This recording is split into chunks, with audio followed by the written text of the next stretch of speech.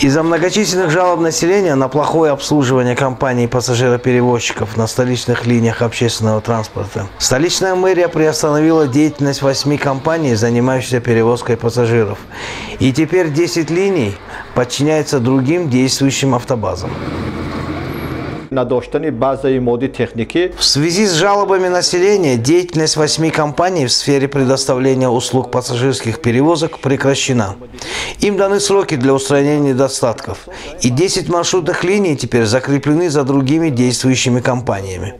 Некоторые из этих компаний не имеют технических возможностей для обеспечения на своих линиях бесперебойных пассажирских перевозок.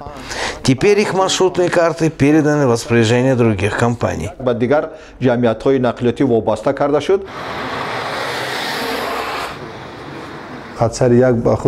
Наша компания осуществляет перевозки по 1, 8 и 33 маршрутным линиям. Решением властей лицензия по маршрутной линии номер 1 была отозвана. У нас были проблемы, и мы продлили свой маршрут до 9 километра столицы. Мы получили уведомления, но не смогли своевременно устранить недостатки. Надеемся, что в ближайшее время мы их устраним.